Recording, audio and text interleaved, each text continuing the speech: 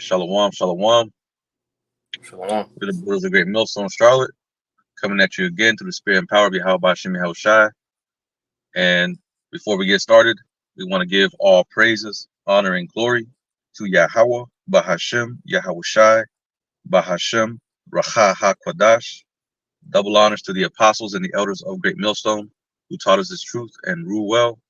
Peace and blessings unto the hopeful elect, pushing his word throughout the four corners of the earth in truth, righteousness, and sincerity. To you, I say shalom, or we say shalom. I got the brother Yawam with me. Shalom. And hey, we're gonna get into this topic that we got, going into how the elect or Yahawah sleeper cells. And before we get started, or before we jump into some precepts, I want to get into what do sleeper cells do. And I just typed this up on Google, and it says a sleeper cell refers to a cell or isolated groupings of sleeper agents that lie dormant until it receives orders or decides to act. Now, of course, they correlate this to like at least here in America, they correlate that to being like a terrorist or whatnot. But in the spiritual sense, we're them sleeper cells, man. We were lying here dormant until we were activated by who? Yahawah, who put the spirit upon us and made us rise up, right? And hey, we're a terror unto Esau. By us turning back to our power, we've become an enemy, a terror, right? And we'll tap into that as we go along into this topic. But we're gonna first start off with Jude 1-5. This is Jude chapter 1 and verse 5. It says, I would therefore put you in remembrance, though ye once knew this, how that the Lord, having saved the people out of the land of Egypt, afterward destroyed them that believe not. Right. So again, there was a one point in time that we knew this truth. We knew the understanding of the scriptures. We knew that we were Israelites. We knew the names of Yahawah, Yahawah, right? But we had to be put back in remembrance, right? Pursuant to Malachi 4 and 5. I'm gonna read this real quick. Slakia. Let me get this. This is Malachi verses 4 and verse 5. It says, Slakia chapter 4, verse 5. Behold, I will send you Elijah the prophet before the coming of that great and dreadful day of the Lord. And he shall turn the heart of the fathers to the children, and the heart of the children to the fathers, lest I come and smite the earth with a curse. And that was that's really talking about Abba Bivens, who came on the scene and pretty much kickstarted this truth to be pushed into the ears of the elect, right? That's where it first started. That's whenever the beginning of Israel rising up started. But let's go back to that Jude 1 and 5. Can you read that again, Baba Kusha? This is Jude chapter 1 and verse 5. It says, I will therefore put you in remembrance, though ye once knew this, how that the Lord, having saved the people out of the land of Egypt, afterward destroyed them that believe not. Right, again, so reiterating the point, we once knew this at a time. The scriptures tell us that there'll be a time that there'll be a falling away, right? And that falling away happened. We fell away from our heritage. We fell away from knowing who we were, the names of our power, right? And then we got put into captivity here in the land of which is spiritually called Sodom and Egypt in Revelation 11 and 8, which is here in America. We're suffering the curses, but the elect, the remnant, will always be there until they were activated through the word, through the spirit of the Most High, which came through Abba Bivens. That's where it first kicked off, and now you're seeing the fruit of that man's labor, right? But now, if we can, Baba Kasha, if you ain't holding nothing, can you get Isaiah 44 and verse 2? Let's start at verse 2. Should it start at verse 1? Yeah, let's start at verse 1. This is Isaiah 44:1. It says, "Yet now hear, O Jacob, my servant, and Israel, whom I have chosen. Thus saith the Lord. Thus saith the Lord that made thee, and formed thee from the womb, which will help thee. Fear not, O Jacob, my servant, and thou Yahawah, whom I have chosen. For I will pour water upon him that is thirsty, and floods upon the dry ground. And I will pour my spirit upon thy seed, and my blessing upon thine offspring." Yeah, and that's talking about this truth, right? The wisdom, knowledge, and understanding, the Holy Spirit, that's being poured upon us as we speak. Go ahead. I got a quick precept. This is Con. Deuteronomy 32, and we'll get verse 2. All right, it reads, verse 2, it says, I'm going to start in verse 1. This is Deuteronomy 32:1. "Give ear, O ye heavens, and I will speak, and hear, O earth, the words of my mouth. My doctrine shall drop as the rain, my speech shall distill as the dew, as the small rain upon the tender herb, and as the showers upon the grass." Going back to where it says, I will pour water upon him that is thirsty, and floods upon the dry ground. That dry ground, going to Ezekiel 37. This word representing the water, all right, and the things that were dry, the people that were dry is the nation of Yasharallah. Pretty much the Lord put His Spirit back in the earth. To where the elect received the understanding again. That's why I said in the land of their captivities, they shall remember themselves. Right. Yeah. Going back to Zion, man. Zion. What does Zion mean? It means monument, but also means parched land, right? Mm-hmm.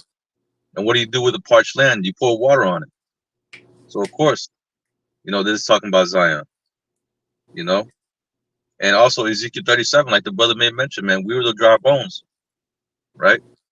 And that spirit, it being that water, that's that by the which we're being watered by, right? Mm-hmm. But let's go ahead and continue on verse 4 and read down to 5. This is Isaiah 44 and verse 4. It says, "And they shall spring up as among the grass, as willows by the watercourses." Right. One. And what are willows, man? Willows are big, big trees. And now you're seeing that now, man. You're seeing Israel rise up. You're seeing the elect wake up and receiving this knowledge, wisdom, understanding, man, and flourishing. Hey, we're no longer leaning upon them who smote us, man. We're no longer leaning upon Esau, right? We're becoming separate. We're starting to become sovereign mentally. That's where it starts off first, mentally.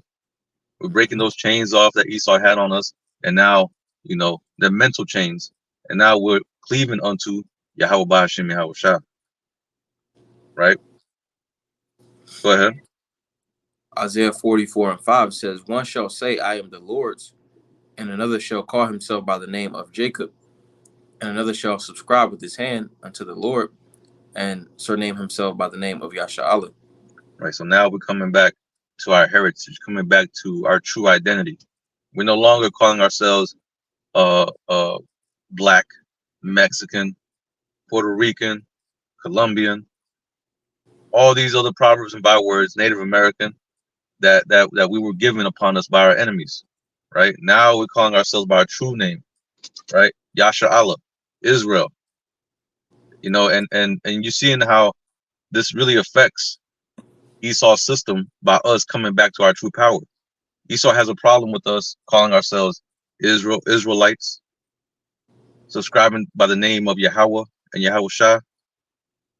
Mm-hmm. But you can subscribe to you can subscribe to anything under the earth: Buddhism, Islam, Christianity, all these other things. You can call yourself whatever you want, but once you come back to your true heritage, there's a problem.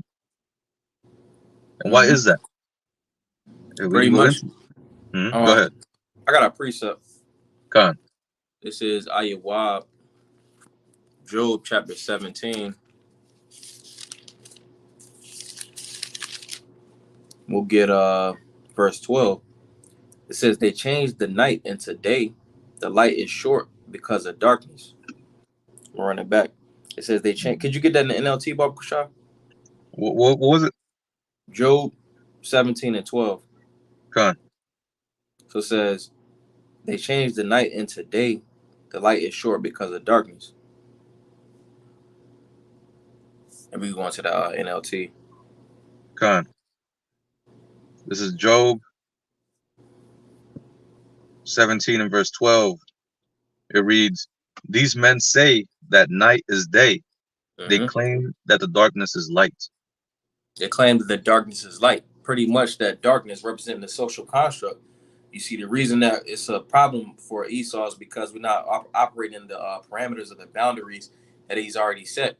And those boundaries and the things that he has set is, all right, this is what the tribe of Issachar, you're going to be so-called Mexicans, all right? All right, you blacks, you so-called blacks, you Judites, you're going to be so-called blacks, you know? And if you're not Mhm. operating in those fashions, all right, if you're not how Esau pretty much set the world up to be, that social construct, the social contract, pretty Mhm. much it's gonna create issues, you know. Right. Yeah. Pretty much with Jake waking up, we become as free what they call free radicals in the body, you know. And when you really go into that free radicals, it's more like it causes problems in the body. It Mm-hmm. causes problems within your system, your immune system, everything. It starts to decompose within. So Mm-hmm. we're these free radicals in Esau's system that's fucking up Esau's system. But us The just glitch, waking up and proclaiming the truth, hey, we're breaking down them strongholds, man. the glitch in the matrix. Right? Con, exactly. That's exactly what it is. We're like Neo and those that woke up. Mm-hmm. And you got fucking what's his name, Agent Smith trying to hunt them down, trying to Mm-hmm. reprogram them, trying to make them sell out. You know, and we see a lot of men that possibly took the bag. You know, try to keep Esau's matrix system going. Mm-hmm. But we know that the elect that they're not going to fall for that. They're not going to take the bag. They're not going to give in. The elect are going to strive all the way to the end. That's why the elect are a problem unto Esau. We're pretty much a nuisance unto him. We're that thorn on his side. But let's see. Um, Baba Kushak, can you get Ezekiel 37 and start at verse 9? Mm-hmm. Just to get real quick, um, just us that we're those dry bones, that rolls back up. It's Ezekiel chapter 37. I'll get verse 9. It says, Then said then said he unto me, prophesy unto the wind, prophesy, son of man. I say to the wind, thus saith the Lord, power come from the four winds, O breath, and breathe upon these slain that they may live. Hmm. So I That prophesied. Salakia. I just want to say that's talking about that breath is talking about the same breath Adam was put breath in, which is the law, statutes, and commandments. The truth, right? Go ahead. So I prophesied as he commanded me, and breath came into them, and they lived and stood upon their feet, an exceeding great army. Right. And we're that great army that's standing upon our feet, man. The prophets, right? Lord willing, we'll be that elect that was prophesied from the beginning, right? But hey, who else is out here doing the work? Who else is out here standing upon their feet? Who else is out here prophesying the downfall of America, right? And that's not none and only but the Israelites, the true Israelites. Read down to verse 11. This is Ezekiel chapter 37, verse 11. It says, Then he said unto me, son of man, these bones are the whole house of Yahawah. Right. Behold, So they right there, it just explains it right there. I mean, that's the point. The bones that got that breath put it back in them. It's talking about the nation of Israel. All right. You can finish it out. Finish it out in verse 11. God says, Behold, they say our bones are dried, and our hope is lost. We are cut Hmm. off for our parts. That was whenever we lost connection with the Most High. We were in this that state of mind. We had no hope. We were in captivity. Our enemies had us captive. Did with us whatsoever they wanted. They completely destroyed us, and Jake had no hope. They had Christianity wasn't doing nothing for him. None of these other guys were doing nothing for him. But hey, now that we're coming back, now we got the breath back in us. Now we got hope. Now we know what's gonna come to pass, right? It's a saying in the world that says, oh, and then first of all, too, we didn't know who we were. We were subscribing ourselves by all these other names, not knowing that we were the children of the Most High, Yasha Allah, right? But there was there's a saying in the world, if you don't know where you've been, you don't know where you're going, something along those lines. Mm-hmm. So hey, you gotta know where you're from, man. It's important. A lot of Jake will say, well, it doesn't matter. Nah, it does matter because that shows you your heritage, man. It shows you who you stem from, who your people are, and why you're in the condition that you're in. This whole world that Esau has set up is literally a matrix on your mind, making you to believe that the world is supposed to be like this. The Esau's always is going to be on top, and that you're always going to be in the bottom. You were born for nothing more than to work, eat, shit, and sleep. That's not the case. The scriptures tell you otherwise. That we were really meant to be priests and kings on the earth. So knowing that reinforces that mindset, man, of turning back to the Lord, man. Or at least it should. But we know 2/3 they're not gonna get it. 2/3 ain't gonna believe in it. That's why we're saying this is for the elect only, right? What's the precept that says prophesy the end from the beginning? I believe that's in the Apocrypha. Should be in Isaiah somewhere. I think it's 41 or something. 40 Oh something. shit. Yeah. Oh, 46 is 46. Yeah, that's what it is. I got a quick one. This is Isaiah 46 and verse 8. It says, remember this and shew yourselves men. Bring it again to mind, O ye transgressors. Remember the former things of old. Going back to what you were saying. It Mm-hmm. says, for I am the most high, and there is none else. I am the most high, and there is none like me. Declaring the end from the beginning, and from the ancient times the things that are not yet done, saying, my counsel shall stand, and I will do all my pleasure. And keep going. It says, from calling a ravenous bird from the east, the man that executed my counsel from a far country. Yeah, I have spoken it, I will also bring it to pass. I have purposed it, and I will also do it. It says, yeah, that's pretty much the point, because Mm-hmm.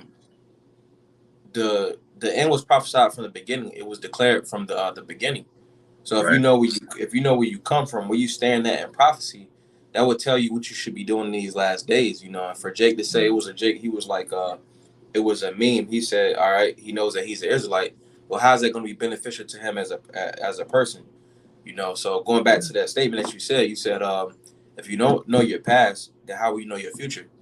And it's Right. beneficial because it will tell you, all right, you're an Israelite, pretty much. If you know that you potentially have a chance to make it, in these days to come, it will behoove Mm-hmm. you to repent. That's how it's actually beneficial. So you have to know where you come from to know where you're going. Right. Because whenever you go to these other uh, things that Jake cleaved to, as far as being black, and all these other proverbs and bywords that Jake cleaves to, what's the end goal? Mm-hmm. What's the end goal behind all that? There ain't none. The end goal, I mean, the whole purpose is just to keep you in slavery Right. perpetually. At least and this all goes back to what we just read. That our hope is lost. Our parts are cut off because hey, before this truth, Jake had no hope. Jake had Mm-hmm. no uh no knowledge as far as what's gonna come after. No knowledge as far as what to do next. But now that we're coming back, now again, going back to the point, now we become awakened, activated. Now we become a nuisance unto Esau. Now that we know who we are and where we stand, hey, now this is a problem. I'm gonna go ahead and read Revelation 11, and I'm gonna start at verse 8. And Baba Kushai, if you can hold Judith 5 and 20 Uh, through 21, I'm gonna go ahead and read this. It says, Revelation 11 and 8, and their dead bodies shall lie in the street of the great city, which spiritually is called Sodom and Egypt, where also our Lord was crucified. You know, this is what I quoted earlier, Sodom and Egypt, which is talking about here in America. But it says, and they of the people and kindreds and tongues and nations shall see their dead bodies 3 days and a half, and shall not suffer their dead bodies to be put in graves, meaning they didn't put us to rest. They didn't give us they didn't tell us who we were. They didn't tell us who our power was. They took all that away from us, and they kept us in this state of limbo where we were dead, but we were still, moving around, right? Pretty much just walking, just the walking dead, really. Verse 10, it says, and they that dwell upon the earth shall rejoice over them and make merry, and shall send gifts one to another, because these two prophets tormented them that dwell on the earth. Right, and that's talking about us. Those two prophets talking about the tribe of, the house of Judah and the house of Israel, right? The northern and southern kingdom. That's what that's talking about. And that those gifts that whenever they were rejoicing that they were sending, that's talking about Israelites, right? So hey, they had us in captivity. They were sending out gifts because they were rejoicing because they remember in the past how we were fucking them up. mhm. We had so many battles and we were just whooping their ass. We subjugated them, and now that they had a hand over us, now they were rejoicing. They were happy. They were glad because now they felt like now it was their time. It was their time to rule, which it was, through prophecy. Of course, it was their time to rule. But now that time is coming to an end, as I'm going to read right here, verse 11.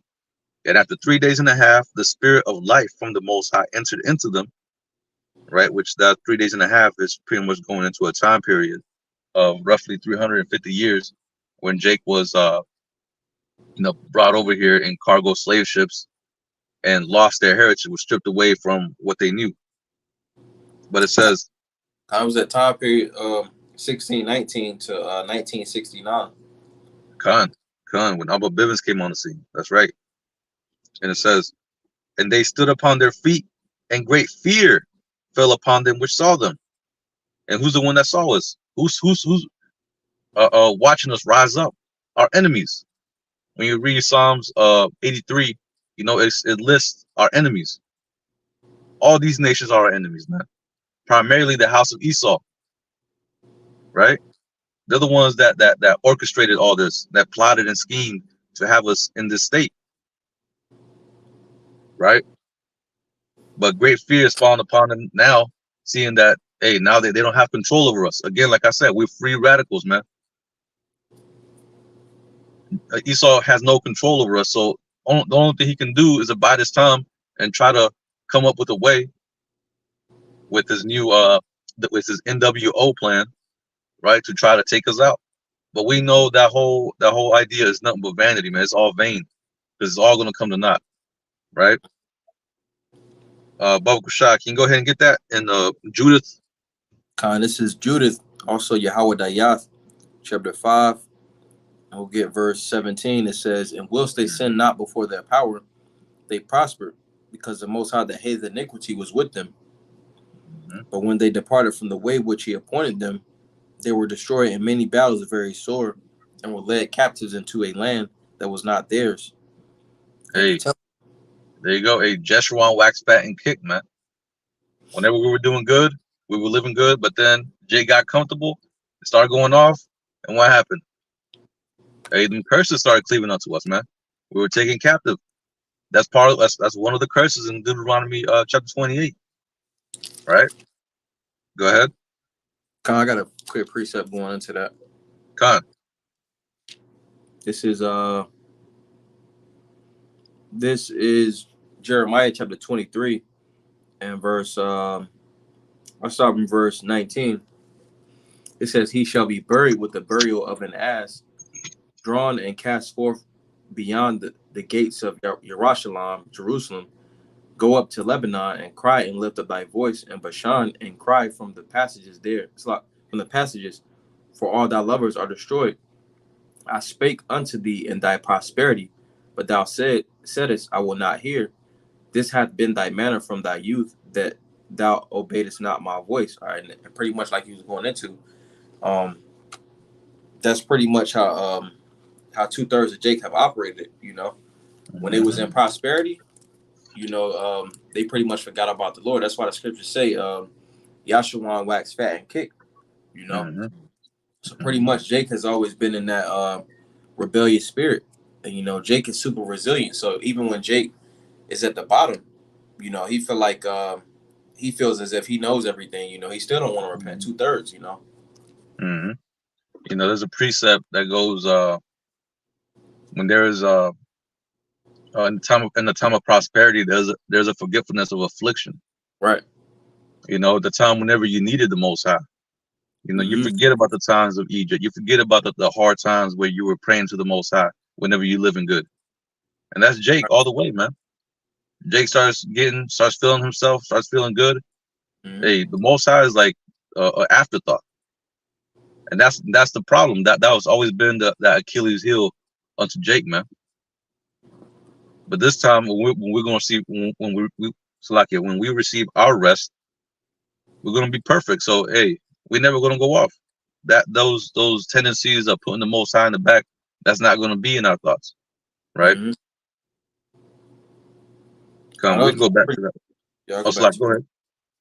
This is Judith chapter 5 and verse 18. It says, "But when they departed from the way which he appointed them, they were destroyed in many battles very sore, and were led captives into a land that was not theirs, and the temple of their power was cast to the ground, and their enemies were taken by and their cities were taken by the enemies." Hey, isn't our city taken by Jerusalem? Isn't it taken by the enemies right now? The land of Israel, being taken by various nations. Hey, our land is taken, man. We're not in our homeland. Kind of even. Lucky, go ahead. You finish your point, and I'll get my point. No, I was just gonna say, hey, look what they're doing to our land. Look what's going on over there, man. But that alone was going on right now over there in that land with the JOOs. That proves to you that they ain't the real people. The land is waiting for us to come back, man.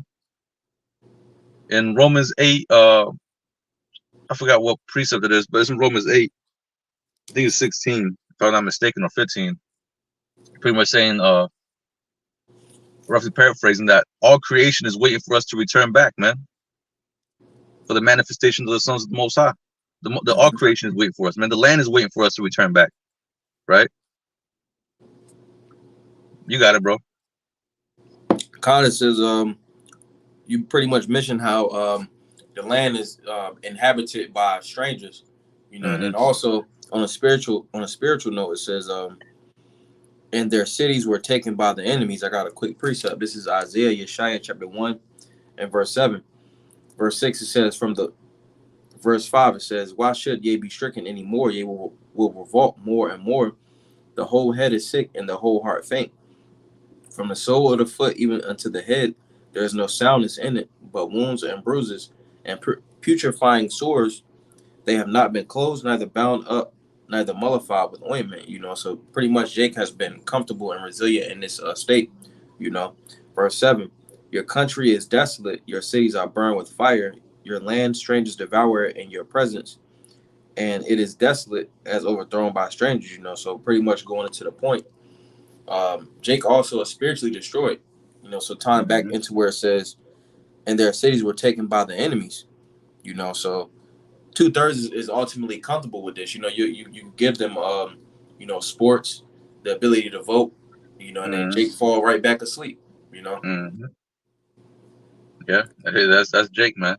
Here's Jake. Jake got the stage 5 cancer, man, and then they be getting these what they call the chemotherapy. Uh-huh. You know, he starts giving them he starts giving them the chemotherapy, and you know, hey, Jake feels like, hey, they're gonna be okay.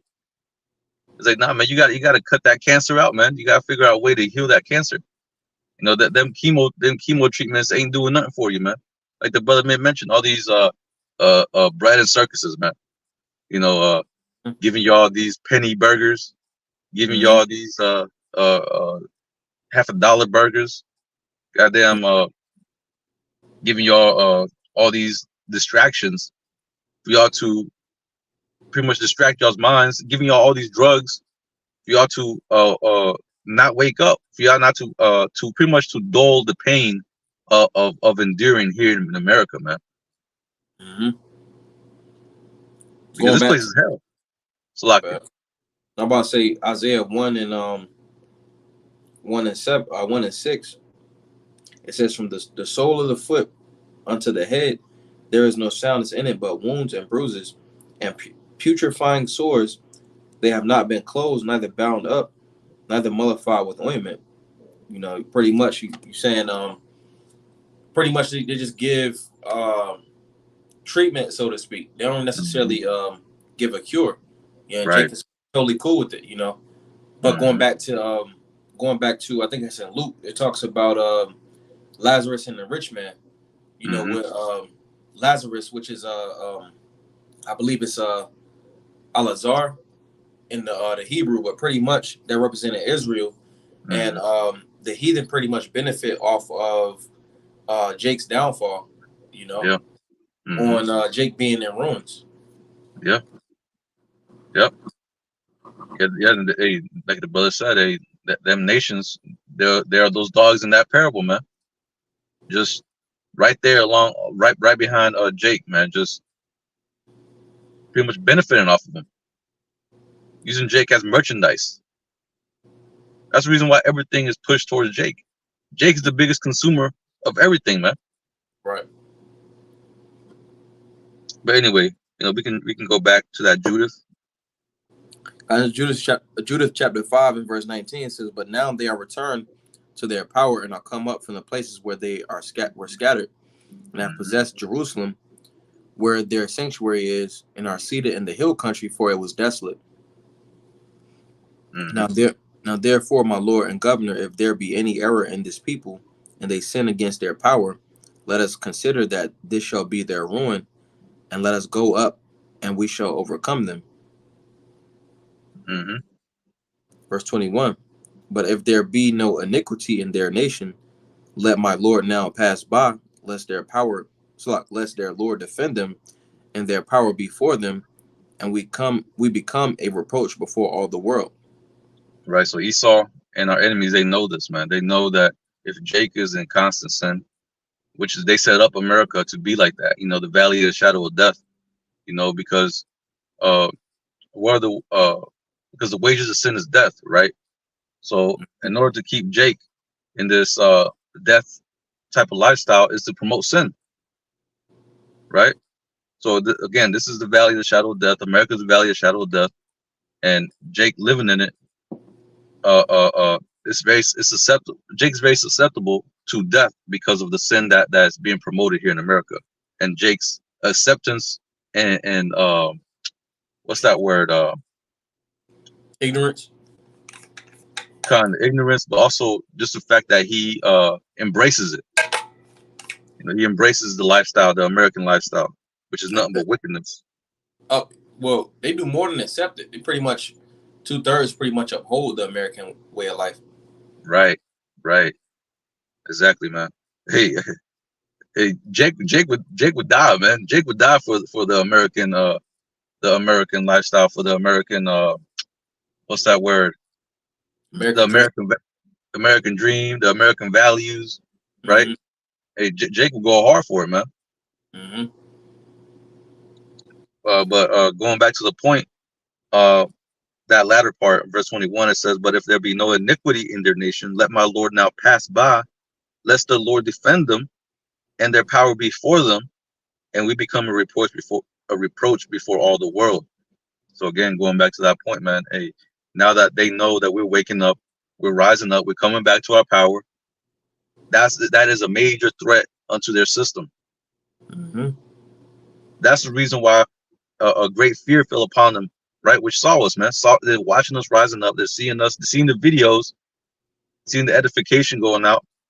They're seeing Esau seeing himself getting exposed. So of course, great fear is going to fall upon them. When you build your kingdom on nothing but lies, and here it is, the truth is the only thing that's able to dismantle all them lies that you've been purporting. Of course, you're going to be in fear, man. Mm-hmm. And this man's in great fear, and also all these other heathen, because they know their time is up. Their time is up, and it's our time now, man. It's our time now. But Okay. we can go to Second Timothy 2:1. As a matter of fact, I'll read that. And Baba Kushai, if you can hold Jeremiah 1, and we can start at verse 4 on that one. But I'm gonna read this real quick. This is Second Timothy 2:1. It says, "Therefore, thou therefore, my son, be strong in the grace of Yahawah Hamashiach, and the things that thou hast heard from me among many witnesses. The same commit thou to faithful men, who shall be able to teach others also. Thou therefore endure hardness as a good soldier of Yahawah Hamashiach. No man that warreth entangleth himself in the affair with the affairs of this life, that he may please him who had chosen him to be a soldier." Now going back to that point where I was saying, man, hey, we're that great army, man, rising up. We are them soldiers, right? We are them sleeper cells here in America that has been activated, man. We have been chosen by Yahawah Bahashim Yahushua to push this message, man, right? To wake up the rest of the elect, building up that army, building up them forces, right? And chanting down Babylon, man, breaking the strongholds. That's what we're here for, man, right? Again, we are them soldiers in that army. Uh, can you go ahead and get that Jeremiah 1 and 4, Babusha? Jeremiah 1 and 4. Yeah, 1 and 4 down to 5. This is Jeremiah chapter 1 and verse 4. It says, "Then the word of the Lord came unto me, saying, Before I formed thee in the belly, I knew thee. And before thou camest forth out of the womb, I sanctified thee. And I ordained thee a prophet unto the nations." Right, and this is to all the brothers, man. All the brothers from the beginning, were ordained to do whatever it is they're doing right now. Like the scripture says, the spirit of the prophets is subject unto the prophets, right? Let him that is righteous be righteous still. Let him that is wicked be wicked still, right? So, hey, them same spirits are coming back right now. And the elect, again, were ordained from the beginning to be activated at this time. Certain men are activated at different times, right? But the elect, at the end of the day, they're gonna wake up, they're gonna receive the spirit and be activated through the spirit to believe in Yahweh Shem Yahushua and to separate themselves from Esau's clutches, man. All right. And going back to the point of us, this is Isaiah 13 and 2. It says, "Lift ye up a banner upon the high mountain, exalt the voice unto them, shake the hand, that they may go into the gates of the nobles." Right, and that's what we're doing, man. We're raising up that banner, man. We're calling out Esau, right? Waking up the elect. We're doing what we gotta do, you know. And hey, and best believe this word has reached the gates of the nobles, man. Mm-hmm. These top elite, these governors, these presidents, all these nobles, right? They heard this, man. This is the reason why you got plans like the G7 summit. You got the WEF forum. I mean the whatever the hell they got, uh, Bilderberg group. All these other things, man. All these other councils to try to upset prophecy, to try to destroy Yasha Allah. This is a major threat. That's why soon this word is going to be taken off from the face of the earth, man. We ain't gonna be able to hear this word and it's not gonna be accessible as it is now, right? It's time. Hey, the family of the word is coming. That's what we tell brothers and sisters that are listening. Hey, to repent and turn back to the Lord, man. Like it says, put not off from day to day. You know, The scripture says, seek him 10 times more. Mm-hmm. So the time is now, man. You can't be putting off the Lord, man. Otherwise, the Lord's going to put you off, man, whenever you need help, right? Baba Kushah, do you have anything? I wasn't holding on. What you need me to get? Can you get 2 Corinthians, Salakia, 2 Corinthians 10 and 3, and read down to verse 6. You know, because we're not, even though, you know, I'm using this term sleeper cells, you know, it's not in the negative connotation that, you know, they portray to be. You know, we're really just here pushing his word. That's all we're doing, man. Waking up the elect, pushing his word, rebuking the wickedness of this place, right? But this is a major thing. The word is a major, it's very powerful, man. It's very powerful to where it has become a major threat unto Esau and to the other nations. But you can go ahead. 2 Corinthians chapter 10 and verse 3, it says, "For though we walk in the flesh, we do not war after the flesh. Mm-hmm. For the weapons of our warfare are not carnal, but mighty through the Most High to the pulling down of strongholds." Right. So, hey, our weapons are not carnal, man. Our weapon is the sword, but it's the scriptures, man. That's what it's talking about. It ain't the physical sword like Esau's blessing. Nah, our power is Yahawah Bashim Yahushua, right? This word, this truth, this knowledge, which is tearing down the strongholds that Esau has, man. First and foremost, on our minds, right? We're breaking them chains off, man. Them chains ain't on us no more. Mm-hmm. You know, we're, like I said, we're free radicals, man. We're sleeper cells. We done woke up. And this is a nuisance unto Esau. Because them chains that Esau has is his dominion over the earth, his dominion over you. And now Esau seeing that, hey, his grasp that he once had, that control that he once used to have, it's slipping from his hands, man. Hey, but that's all prophecy. Go ahead. 2 Corinthians chapter 10 and verse 4. Verse 5, it says, "Casting down imaginations and every high thing that exalteth itself against the knowledge of the Most High, and bringing into captivity every thought to the obedience of Hamashiach." Mm-hmm. Right. So we cast him down. Every other wayward doctrine, every other anything that's contrary to the scriptures, man, we're casting down. Anything that's wicked, we're rebuking it. Everything that is uphold, that's contrary to the Most High, that's anti-Hamashiach. Hey, we're calling it out. Mm-hmm. To the spirit and power of Yahawah Bashim Yahushua. Right? Go ahead and read verse 6, Baba Kushah. 2 Corinthians chapter 10 and verse 6, it says, "And having in a readiness to revenge all disobedience when your obedience is fulfilled." Hey, it says having all readiness to revenge all disobedience, man. Hey, it says when your obedience is fulfilled. Hey, and all that is going to happen whenever we receive them bodies, man. We're going to subjugate these nations, man. We're going to have full control over the earth, man. We're going to dominate, man. Everything's going to bend the knee to Yahawah Bashim Yahushua at the end of the day, right? Everything is going to be subjugated, all through first and foremost the word that's being pushed out, and second of all, whenever Yahushua returns and establishes his kingdom, right? But I want to get one last precept. This is Hebrews 4 and 12. It says, "For the word of the Most High is quick and powerful, and sharper than any two-edged sword, piercing even to the dividing of sunder of soul and spirit, and of the joints and marrow, and it's a discerner of the thoughts and intents of the heart." Hey, and you know, we're out here, you know, giving Esau all of this, man. He's hearing this word and he's getting cut the fuck up. He's getting sliced and diced here and there, man. His kingdom, the people, they're all getting it, man. They're all getting hurt. The feelings getting hurt. You know, they're over here, you know, stressing over what's gonna happen, what's gonna come to pass. You know. So again, this truth is a lot more powerful than any sword, than any weapon that we got.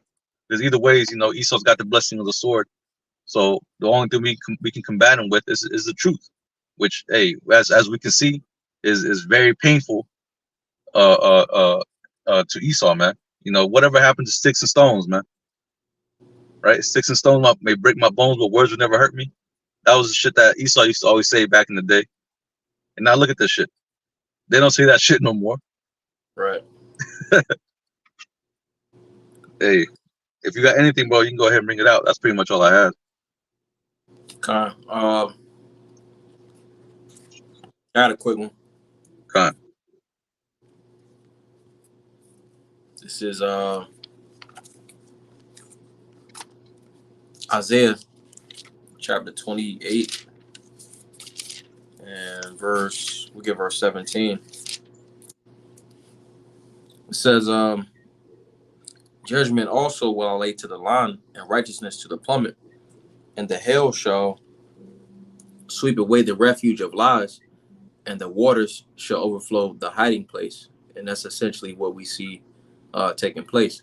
You know, the waters being the scriptures like we got in Deuteronomy 32 and 2, and also Isaiah 44. You know, pretty much his word is exposing this devil. You know, we're in the process of Esau being exposed, and while he's being exposed, his kingdoms is pretty much being taken from his grasp. You know, so he doesn't have the world sees like he once did. You know, and that's why he has to backtrack, and he's coming with the smear campaign. You know, Right.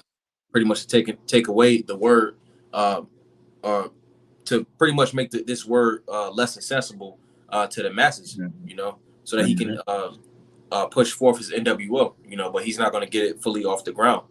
You know. Right. That's right. That's right, man. You know, well, that's pretty much all I had, man. You know, hey, the elected waking up. You know, we're becoming a nuisance unto Esau. Hey, and all we can hope for, man, is Yahawah comes. We're really just hastening the days. That's really what we're doing, man. We're hastening the days of the return of our Lord, man. The faster Esau brings out his NWO, the faster he releases that wrath, hey, the faster we go into the kingdom, man. You know, so Lord willing, you know, this lesson was edifying. We're gonna go ahead and close it out by giving all praises, honor, and glory to Yahawah, Bahashem, Yahawah Shai, Bahashem, Racha HaKodash. Double honors to the apostles and the elders of Great Millstone who taught us this truth and rule well. Peace and blessings unto the hopeful elect, pushing his word throughout the four corners of the earth in truth, righteousness, and sincerity. Till the next time, we're going to say Shalom. Shalom.